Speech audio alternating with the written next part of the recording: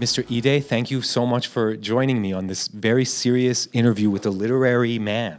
Mr. Ide? Yes, You yes. never call me that in your life. Yes. Hi, Joe. How are you? Doing How's it going? Joe, it's been a year since I saw you. I have my notes and stuff because I really want to do a good job with this interview. I You're doing hope the so. great Mr. Ide. Shit, my notes are all out of order. Fuck. Oh my God. And I've watched a few of your interviews and stuff. My goal is to do the best Joe Ide interview on all of YouTube. All right. Okay, so I'll let you let's know. begin. Okay, thank you. Yeah. Just give me a progress report every like 2 minutes and stuff. But Okay. for the audience, there is like a sort of Joe's greatest hits that I noticed. Like you're from South Central, you worked for a while in the business and stuff. So let's just start like from the very, very beginning. Childhood. So I grew up in South Central LA, in an area that was full of crime and gangs and all the inherent problems of the hood. But as an experience, it wasn't any different than what millions of kids go through every day. My grandparents lived in the area because it was close to Little Tokyo. My family lived with them because we were just scraping by. And my grandparents were very old world, hardly spoke English, very stern, formal people and very traditional. My grandfather collected samurai swords. Oh, sorry, Joe. Could you get closer to the mic, please? Sorry. Yeah, you could like right there. Yeah. Well, how's that? Okay. And then even turn it towards you. This is how it goes down in Wild 7. When you're doing the greatest Joe Ide interview ever, technical things happen and we keep it in. You know what I mean? Because this is part of the experience, Joe. We're having a human experience. Yeah, we are. Yeah. This is how it goes normally. Yeah. How's it sound? Good? Awesome. Sweet. Thank you, Silent Chris. You were saying. Oh, so my grandparents are very traditional. My grandfather collected samurai swords. My grandmother had a koi pond, and she had a Japanese garden. And they treated me like somebody else's cat. You know what I mean? Like, Right. they couldn't actually kill me, but they didn't have Right. to be nice to me either. So, my parents, they aspired to get out of the hood, be Brady Bunch mainstream. That's what they wanted for their kids, me and my three brothers. But we adapted to the neighborhood. Most of our friends were black, so we co-opted their speech style, musical tastes, Right. all of that. So there was always this sort of generational, cultural conflict within the house, within the family.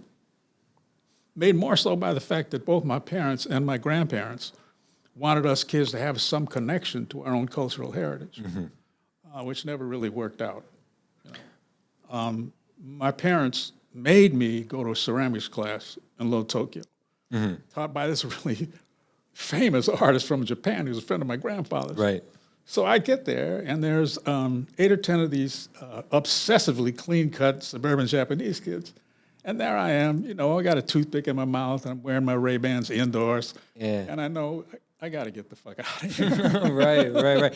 You mentioned, I heard this mentioned by you that like your grandparents moved here and the neighborhood became black around them. Like it sort of just happened and stuff. And they desperately wanted you to get out of there. Did you find yourself too American for the Japanese and too Japanese for the Americans? You know what I mean? Like that kind of typical immigrant kind of thing?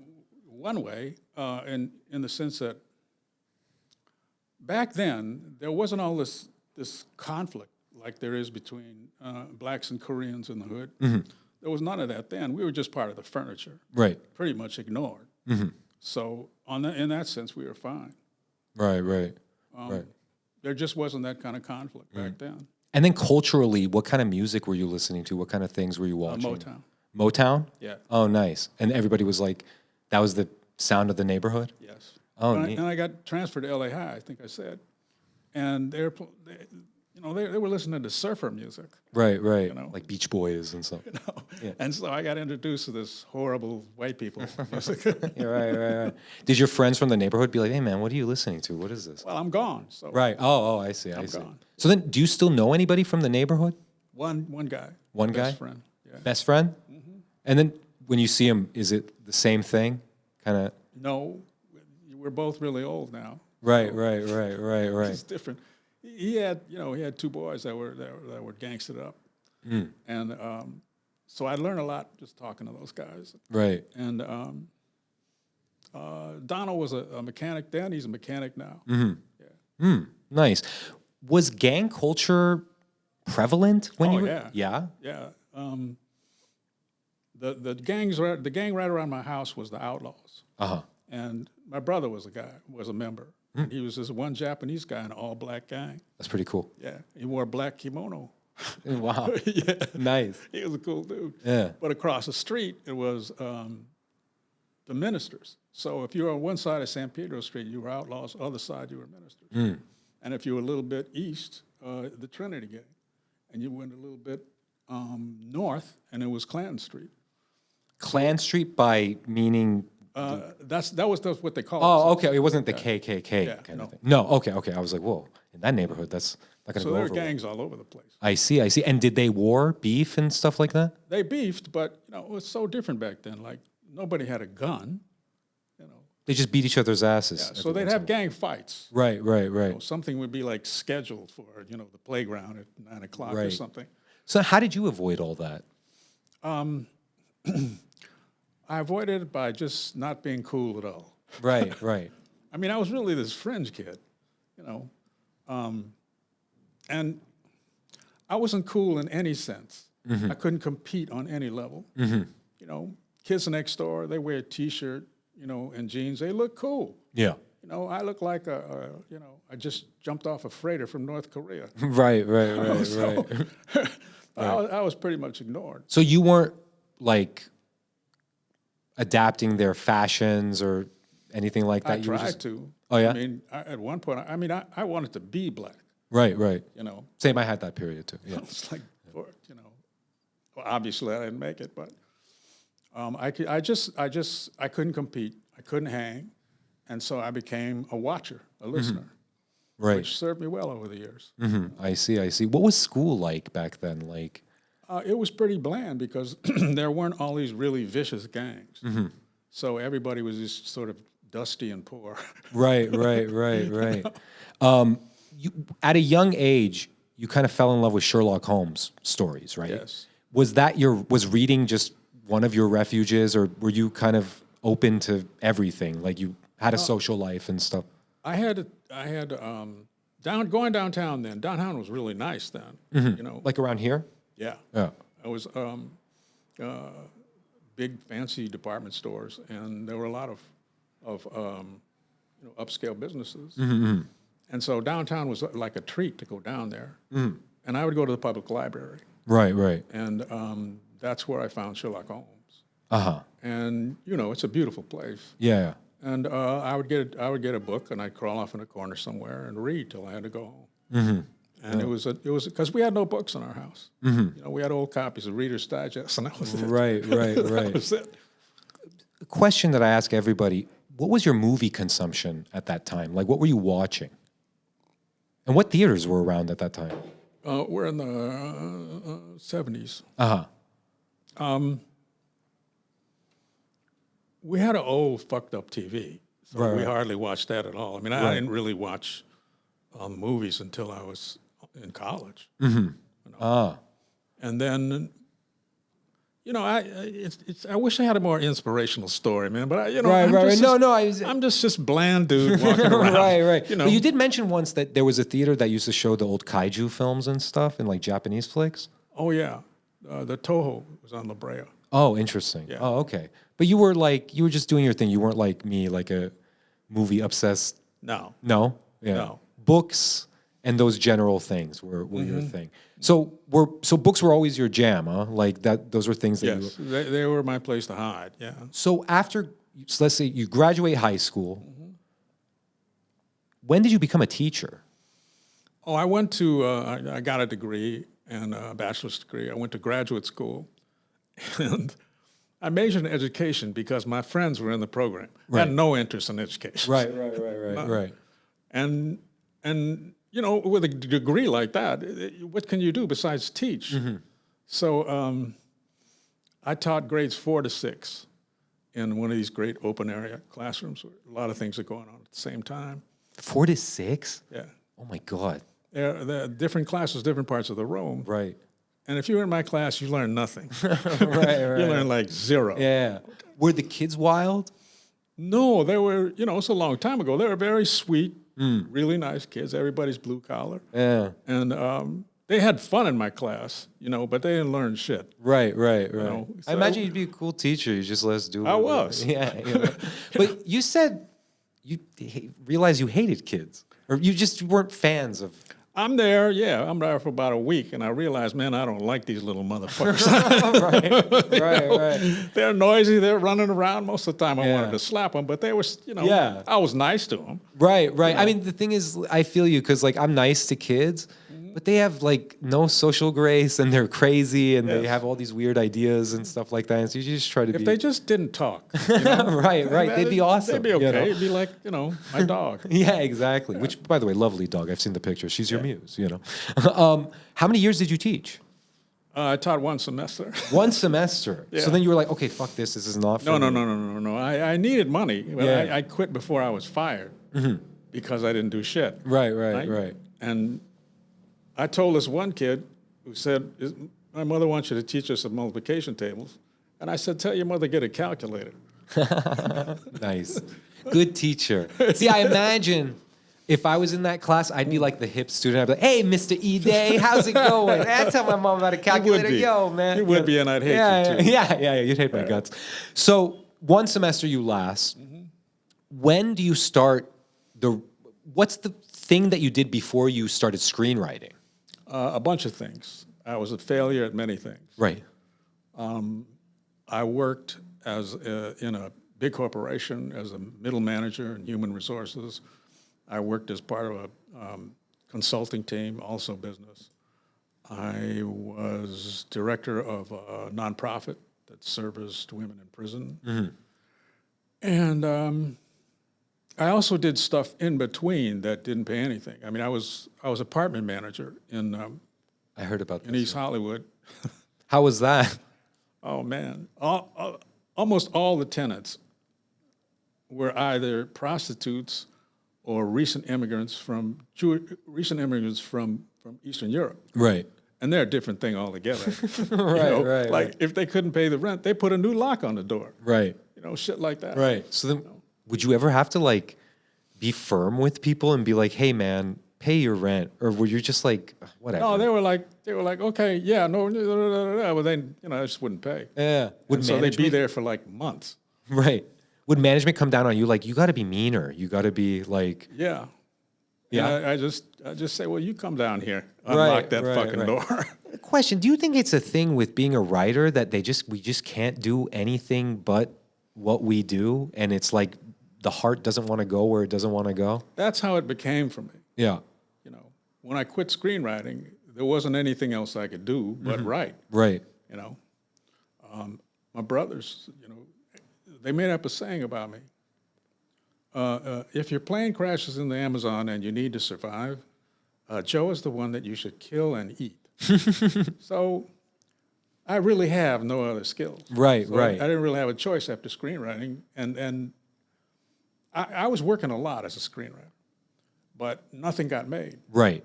And it got so frustrating because that's how you keep score. So I quit. Nobody noticed, but I quit. Right. Yeah. And you said that you did stuff for like pretty much most of the majors out Yeah. here, right? Like all the big studios, like Disney, you did something.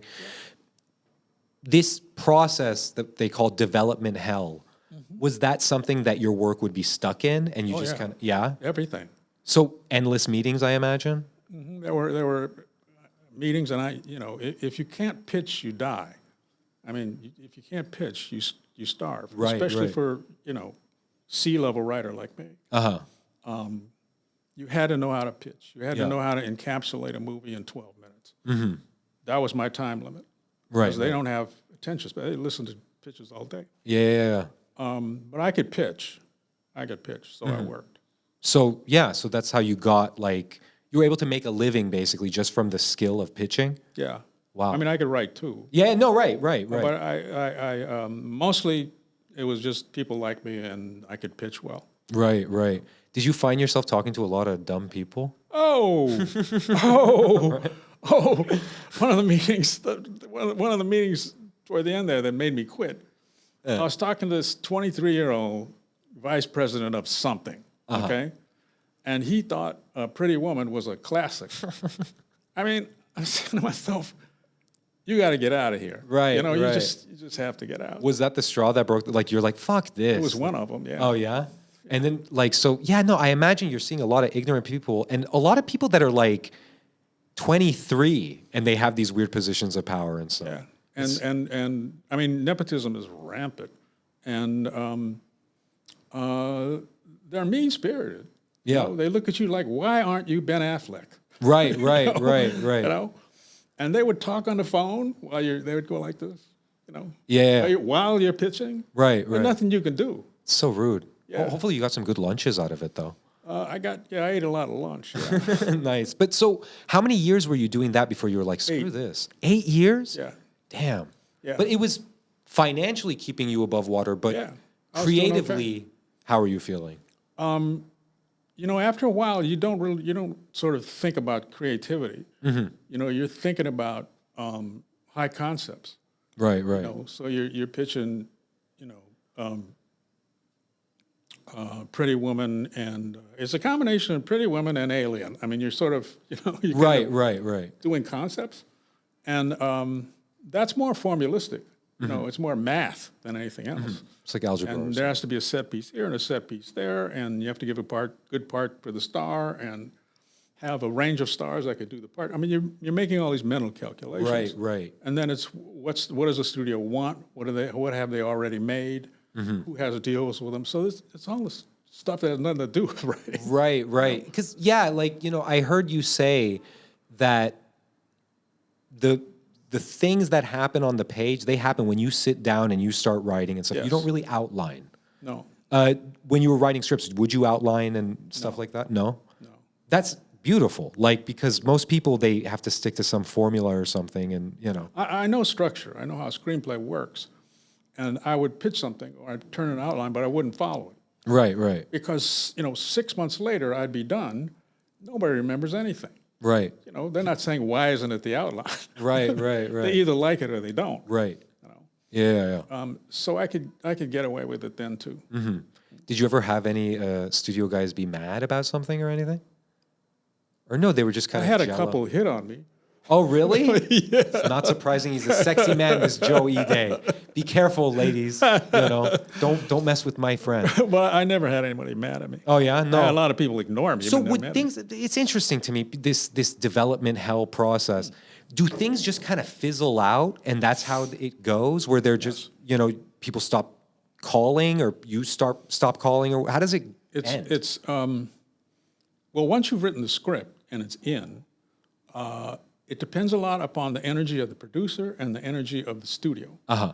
So if they start running out of gas, and they do, if just time is going by and nothing's happening, Right, right. like they can't attach a star, things like that, or they're kind of dissatisfied with the script and they call somebody in to rewrite it. So now the process is stretching out months and months and months. Right, right. And I worked on a pitch that for a long time, and it worked out fine. But then everybody liked it in the room. But then, listen, this other studio is going to have something coming out next year that's sort of similar to this. Right. All these reasons, Yeah. Or the studio head changes, and he has different tastes. She has different tastes. So I've heard this happen before in the business too, where a project will be at a studio and then the management changes or something. And then how do you feel when that happens? Like, are you just like, hey guys, are we still cool? Like, are we still doing this? Or That's what you think. But, Yeah. they don't care. Yeah. What the fuck you think? people out here don't give a fuck. They're mean. Yeah. I mean, if there's a new management, they want to put their stamp on things. So they'll keep the deals they already have in progress. Right, They have a deal with Matt Damon, they're not going to drop that. Right. But the stuff that I wrote, yeah. Did you ever get a note where you're like, dude, that's the dumbest thing ever. I'm not doing that. Or I'll do it, but it's dumb. No, No? no. So you've been pretty cool about like, they don't give you their bullshit too much because they know you're a smart guy and stuff, and they're kind of like they agree on the script that you send them and stuff. It's just the development thing that takes forever and stuff Yeah. like that. So at what point do you think, fuck this, I'm gonna go do my own thing with the novels and stuff like that? Well, they're a little superstitious in that, why aren't Joe Ide's movies getting made? Right. Is he an asshole? Is he, is he running out of gas or script's mediocre? He's hard to work with. Yeah. And maybe there's just something about him. Right, Can't get a movie right. Made. We're not hiring him. I mean, Yeah. it started to stack up things like that, and I got the phone calls got farther and farther in between, and I was hardly getting any interest at all. Right. Right. And I'm already frustrated, so that's when I quit. I see. So what was the impetus of IQ? Did you come up with the character first and was like, and then it just sort of naturally became this kind of, I don't want to say homage, but it like a sort of, it has things similar with Sherlock Holmes, but it's modern. But I wouldn't say it's like a direct lift. It's its own thing. I've read 4 of these books. They're awesome, by the way. Check them out. And I have the new one for you to sign, Smoke. And then the new one is coming out on May 22nd, right? May 22nd? 9th. May 9th.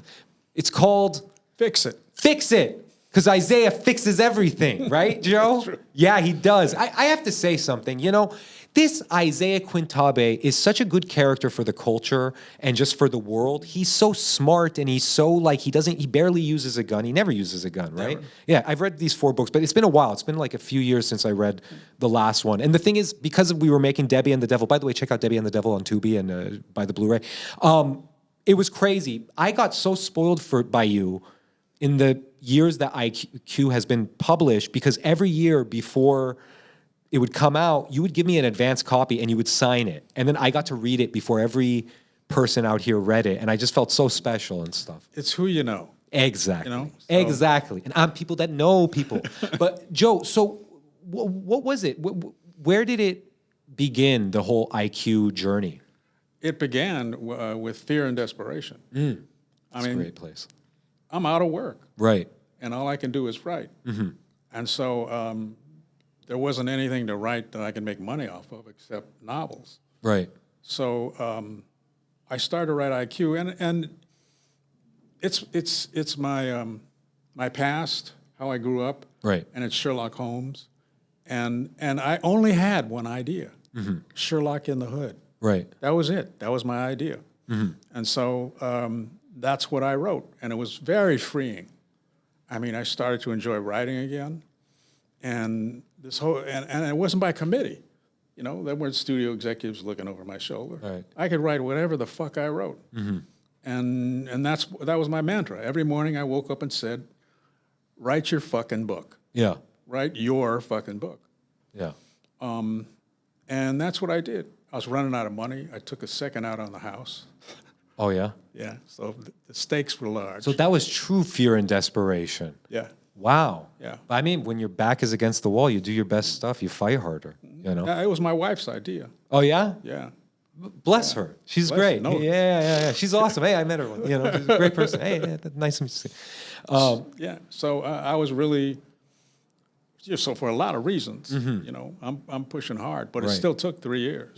Yeah. I was about to ask, how long did it take? And did you have like a daily word count quota that you wanted to hit, or would you just go? What was your process like, essentially? I'd start writing, and I didn't worry about pages or word count. What I worried about were the words themselves. Is this good? Does this meet my standard for good writing? And so if I wrote 2 paragraphs in a day, that was okay with me. Right. As long as they're good paragraphs. Right. Yeah. Was there anything you read to sort of because prose is totally different from screenplays, as you know. How was it just getting, because I write screenplays, and I've been practicing prose for 7 years since I know you. It's different. It's way different. Yeah. How long did it take you to get used to that? A fairly long time. Since I was a screenwriter, I thought, I'm a professional writer. The writing part, Right. I got it. Yeah. That's not true. That's what I thought after I read your book. I was like, I could do this. And then I read it. You're like, this is shit. And I was like, oh, thank you, Joe. I'll continue my training. It took me a year Yeah. to learn how to write clear, decent prose. Right. No flourishes, no style, just, write the goddamn story. Right. And I had to go back to the beginning. I'm reading things like Elements of Style. And it was humbling, Yeah. to really focus really on the writing, because that's the biggest thing between an aspiring writer and getting published, is the writing itself. Right. Separate and apart from content. If you don't write well, you're done. Right. People who read them, agents and editors, they open the first page and they don't see high quality writing there, they close the book. Exactly. And that's the thing that I wanted to bring up. You once said, when you were kind enough, I sent him a thing I wrote like 7 years ago. 7 years, so I've matured considerably since then. But you told me it all comes down to that first page. Yes. And building the world in one paragraph. Like, for instance, the beginning of IQ, I saw you do a talk where you break down that opening. And in that paragraph, you get the environment, you get the character just from the environment and stuff like that. What do you find with new writers, something that you wish you could tell all of them? The vast majority of them learn how to write. Right. That's the main thing. And the second thing is, this is going to take a long time. Right. It's a new profession. It's like saying, well, starting now, I want to be a dentist. You just can't go in and start messing with people's teeth. Yeah. You really have to become educated. You really have to practice. You really need experience. Yeah. And there's no other profession that doesn't work like that. You can say, I'm going to write a bestseller in 6 months, or I'm going to be a great carpenter in 6 months and build a house. But in 6 months, you're just going to cut your arm off with a bandsaw. Right. You really have to work at it, and focus on the quality of your writing, and get criticism. New writers, most of the ones I've met, they don't want criticism. They want affirmation. Yeah. And if you say something to them, give them a note, then you don't understand. Has somebody said that? Like, oh, you don't get it, Joe. Like, Oh yeah, really? yeah. That's why one of the reasons why I stopped doing it. Oh, interesting. Oh, wow. That's funny. Yeah, and you need a certain amount of talent to begin with. Right. So do you come across, say you're at a cocktail party or some one of these industry fucking things, and some guy's like, yeah, I think I want to be a writer. I think that, do you say anything to them, or do you just kind of be like, whatever, good luck with that?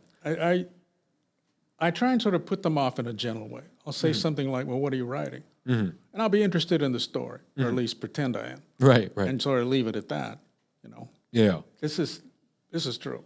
Right? My dentist gave me a screenplay to read. No shit. Right. Okay. He's my dentist. What am I going to fucking do? Right. Okay. Right. So here's what the story's about. Okay. It was about a dentist who was recruited by the CIA. Okay. The terrorist, it seems the terrorist had bad teeth. Right? So when he came into the office, the dentist was supposed to implant, little transmitters in his molars. Right. And that's when I stopped reading. Right. I'm thinking, what the fuck am I going to say? Right. Because I got to go in and get my teeth fixed. Yeah. And then, he got into an accident and had to go into rehab for a long time. Now that shouldn't be funny. It's kind of funny, but yeah. Right. So so he just. Oh Yeah. wait, in the story he went to. No, this is him. Oh, he did. Yeah. Listen, shit happens. What do what am I going to do? Feel bad for that? What can I do? Did you tell him anything? Were you like, No, he was preoccupied with oh me. yeah? Well, that's kind of cool that happened. Yeah. That, you know what I mean? It gets Yeah. you off the hook. Sorry, guy, if you're out here listening to it. It's like I'm sorry I got in the accident, man. But Was the script called Sexy Dentist? what was it called? I can't get it back. It was like wish fulfillment. It was script, something that had teeth or dental. Well, that's cool. I hope he saves America or whatever he was Yeah. planning on doing that. But I mean, it is rough. Like everybody in my environment, we're all good. Right, we're pretty good at writing. Like we do it every day. We do it like when we come in, we all go to our little corners, we write and stuff. I have very little patience for people outside of our environment wanting to hawk a script because it's like, dude, we worked so hard on our own stuff. It's hard to even get anywhere. What makes you think we're just going to give it to you? You know what I mean? Like it's, and I imagine a lot of people come up to you with these hungry eyes and are like, hey, will you, make the dream come true and stuff? And I just have to say no. Yeah. Yeah, I mean, I read your writing because you had talent. yeah, thank you, sir. Thank you. I could see that. Yeah. And Thanks, plus, it was just you. I mean, it was all this gigantic energy. Yeah, you couldn't ignore it. Thank you, Joe. You're welcome. That's it, guys. Everybody, good. No, I'm just kidding. No, I really appreciate that. I appreciate the talent thing. And at that time, I was getting my movie off the ground and stuff. And now I've really, the art of prose is something that I really just concentrate on. And the thing is, like, in between movies and stuff, I don't want to keep writing screenplays, so it kind of just keeps me creatively sharp and stuff like that. But so IQ. Right now, what's going on with the IQ television show? That saga. Well, Alcon, which used to be mostly a finance company, they wanted to get into production. And they're the ones that actually bought the book. And they were running around trying to make a deal. They came close a couple of times, but they wanted to be producers. They wanted to be the people on the ground. Right. They had no track record. So the studio would say, well, we like the material, but not you. Right. And so a couple of deals were like this close that fell through. And things like that kept happening. But Alcon loved the material. They believed in the material, but they were just not incompetent. Right. They were doing what they thought that was just frustrating. Yeah. It was just totally frustrating. Right. And then they were talking to Netflix. Netflix really liked the material. They couldn't make that deal for whatever reason. And then Alcon decided they're going to make movies because they can finance the movies themselves. Right. And then instead of going to Netflix with a pitch, they go to Netflix with an actual movie, which is much easier to sell. Right. Do you like this? As opposed to a lot of promises. Right. So they just did a script by Matt Carnahan, writer-producer. And it's a really good script. Nice. Yeah, nice. It's a really good script. I feel like it's just a matter of time before IQ, comes out of the book medium and goes to film and TV and whatever it's going to be. It's just, for as long as I've known the property, that's been in development and stuff. But I just feel like it's going to happen. Like but in that process, do you find it's kind of the same thing as when you were doing the screenwriting, or is it completely different because your skin in the game is different? It's different because I can't think about that anymore. Right. For one, I have a day job. Yeah. And the other is I have some knowledge about how the business works. So I can't wait. I can't go, is somebody doing this? Is somebody doing that? Right. Who likes what? I can't do that anymore. Yeah. Yeah. And then also, I feel like a lot of writers that are just novelists that maybe have had no exposure to the business, they might be easy marks. You know what I mean? Like if somebody can make them sign a bad contract, but you've been here, so it's like what sharks look like, and I do. Yeah, very much so, very much so.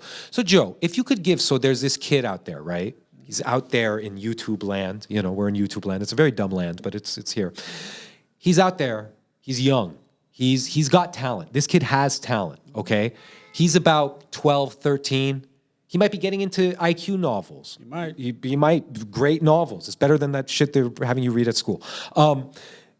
What do you have to say to that kid? 12 years old, fresh, ready to take on the world, just wants to be a writer, wants to be you. I would say write. Yeah. Just write. Write every day. And write something with a structure. Don't just write free form. And don't write like a journal. Write something with a structure. I see. Write a short story. Write even a vignette, but write something with a beginning, middle, and end. Right. Otherwise, there's no way to praise your work. Yeah. can't compare your good writing with your bad writing if you're writing a journal. You know? But mostly right. You know? Interesting. And by the time you're of age to actually make a career out of it, you'll have some basic skills.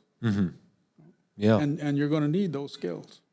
So write and take criticism. If your teacher doesn't like it, there's a reason. And listen to her. Yeah. You know, don't tell her to buzz off. Yeah.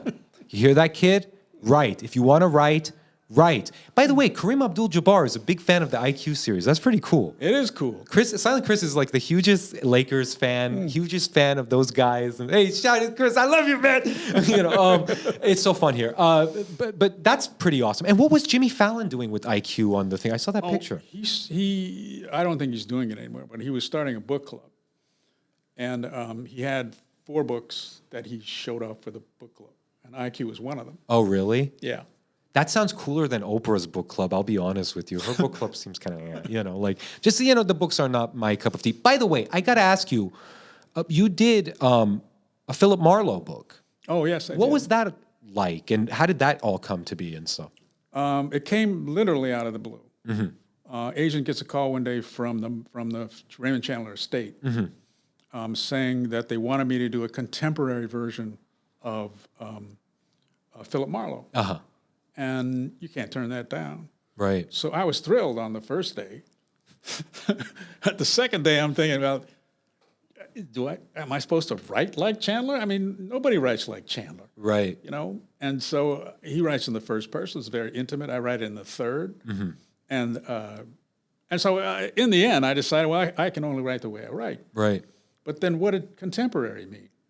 You know, am I supposed to take Humphrey Bogart and put him in a Tesla driving down Rodeo Boulevard? You know, Right, listening right. to Jay-Z? Yeah. No. The most I could do, at least it seemed to me, was to take some of Marlowe's qualities, his brashness, his cynicism, his wisecracks, Bruised all these romantic. things, and to move those forward into a contemporary setting. And there are little things in there that are for Marlowe fans, like Marlowe had an office on Hollywood Boulevard, Nivar, you know, so is mine. Right. Things like that. And there's a character that's a sort of a Lauren Bacall character. And so there are things in there for fans. That's cool. But in the end, I decided, you know, I just have to write a good detective story, and his name is Marlowe. So that's what I tried to do. Did you see the new movie, Marlow? Yes, I did. What did you think of that, Joe? I didn't think a lot of it. Okay. Yeah. That's good to know. I went to see it. It was a very odd movie experience because I went to see it at like 10 o'clock in Marina Del Rey. I was literally the only person in the theater. And that's weird. Like, it's weird when you fall asleep. And I'm not, no disrespect to the craftspeople involved in that film, but it was strange seeing it in an empty theater. And I was so drowsy from just work that I fell asleep and I kept waking up at like gunshots and stuff. It's like, whoa, what the fuck? And yeah, you know, it was very strange. I thought it was a little weird. Like, you know, I'm not saying it was bad or good, but I just, you know. It was boring. Okay, Joe said it. I don't have to. Thank you, Joe. It was boring. You know, it's not only Sorry, me saying Neil it. You Marshall. know, ask any critic that wrote a review. They all say the same thing. Yeah. Chris, was it Neil Marshall or Neil Jordan? Neil Jordan? Neil Jordan. Sorry, Neil Jordan. Joe thought you were boring. That was a boring movie. It was boring. Fuck it. Neil Jordan, you made a boring movie. Everybody makes boring stuff, including me. Yeah. So- No, not you and not me. Joe. I'm sorry. There's just 2 exceptions on the earth. By the way, speaking of not boring, this was the best Joe Ide interview of YouTube. I haven't said that. Wait, I haven't- wait. I'll leave you to be the judge of that. All right. Yes, you will. Okay. Can I ask you now? Actually, it is. It is? Yes. Because it was a conversation. Thank you, Joe. And it was fun. Thank you, Joe. You're the best, Joe Ide. Thank you for being my homie. Thank you for being a friend of Wild 7, Joe. Is there anything else you would like to say to the general public out there, to aspiring writers, to Hollywood scumbags, to people that make boring movies, anything? The floor is yours. Don't stop. Never quit. The thing I'm proudest of in my writing career is I never gave up. Word. Never. Word. Whatever the writing problem was, whatever setback there was, I might have gone forward in the wrong way, but I didn't give up. And you're going to need that if you're going to be a writer. Do you hear that, you motherfuckers? It's one of those things. Commit or don't commit. Not everybody has to be a writer, or there's other things to write. But if you're going to be a novelist, it's a new career. Commit or don't commit. Word. Word. I had one more goofy thing I wanted to say, but it completely slipped my mind, Joe. I'm not sorry. Hey, you know. Joe Ide, thank you so much for coming to the Lair. We love you here. You always have a friend in Wild 7. Joe Ide is the man, and look forward to Any IQ coming out May 9th. Fix It, Yes. starring Isaiah Quintabe. And also The Goodbye Coast. Goodbye, Coach. The Goodbye Coast, a new Philip Marlow book. A non-boring Philip Marlowe story, I might say. And by the way, that movie was based on like a new Philip Marlowe thing, right? It wasn't a Raymond Chandler himself. It was like it was from the estate anything- or whatever. It wasn't like Boring. Joe and I were sleeping. Did you sleep? I watched like, I don't know, 15 minutes of it, and then I went, You Hollywood fuckers should adapt The Goodbye Coast. That's the good one. What is this Marlowe is. shit? There it is. Fuckers, they get me so mad, Joe, this Hollywood establishment. I hate them. Hate them. Thank you, Joe, for visiting. Please take a moment and hit those like and subscribe buttons. While a small gesture, it really means a lot to Wild 7 Studios and allows us to continue creating meaningful and fun content for your viewing pleasure.